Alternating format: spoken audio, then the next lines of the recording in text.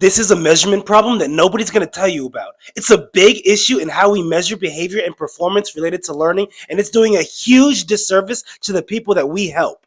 Most people measure in absolute change and not relative change, but I'll help because I'm Jared, a PhD student in special education who focuses on measurement and learning, here to give you tips on how to help all learners. So if I get one follower on Instagram and Beyonce gets one follower, because of how many I have, I'll for sure notice. But she has so many, the change isn't the same proportion. The same absolute change is +1, but the change is different relatively due to how many followers we have. Example number 2, if I get $100, I'm going to be hella excited. But if Elon Musk is given 100, he probably won't even touch it due to how much money he has. Same absolute change, but when we look at it relative to where we started, it matters substantially. So we understand expressing how much something is added or subtracted to a frequency is called absolute change. That's pretty much what everyone uses to graph behavior. Lines go up by equal intervals like 10, 20, 30, 40, blah, blah, blah.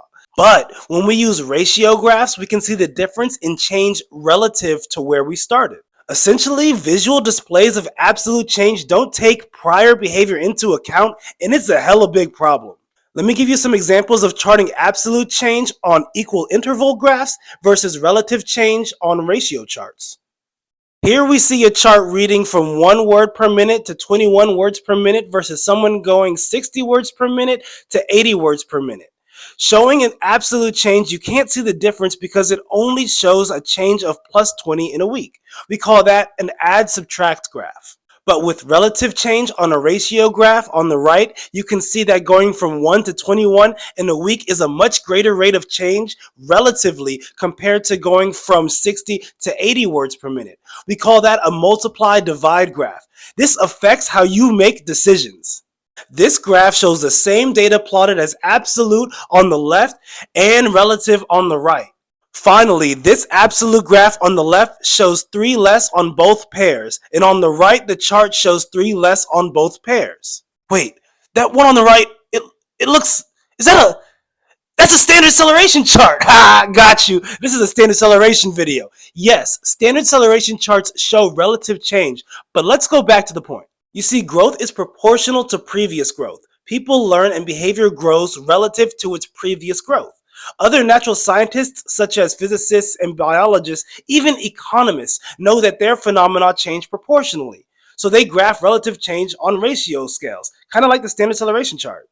So we know that behavior doesn't add and subtract, it multiplies and divides like cells in biology. Yet many people use add and subtract graphs to show behavior change instead of multiply-divide charts. So we're charting behavior that multiplies and divides on add-subtract graphs. So we already know that behavior multiplies and divides, so displaying it on add-subtract scales doesn't make any sense. We need to represent those data on a multiply-divide visual display like the standard acceleration chart.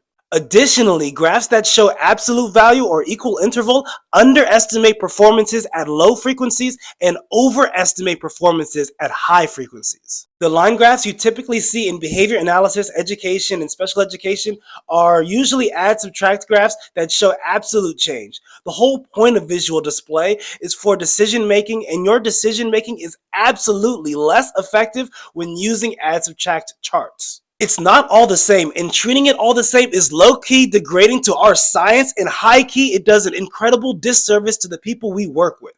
It is inequitable to use a linear graph because you are treating every learner and every behavior as if it's the same, and they're not.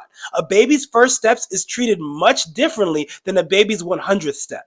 Everyone comes with their own learning history, and absolute graphs don't respect that, while charts that show proportional or relative change do. And the BACB had the audacity to take the standard acceleration chart off the task list and exam. Okay, in rant, what do you think? Did I explain this well? Do you think that we should be changing the way we visually display data? Let me know. I'm Jared, a behavior scientist, precision teacher, and PhD student at Penn State, Black and here to educate. I just get so upset because it's so clear how the way we are visually displaying data is preventing people from reaching their full potential, making timely database decisions, and it's inconsistent because it's not even standardized. So we can't even compare across behaviors or environments or people. And we can't show the rate of change with numbers. So people have to say the trend is increasing or decreasing, low, medium, or high. Like, it's so subjective. And when they do report the trend on those linear absolute graphs, they can't even agree because there are no numbers, just subjective adjectives. But when you use ratio graphs, you get almost 100% agreement in identifying the trend and decision making. Shout out to Dr. Kabina. Sorry for this long video, but I had time today.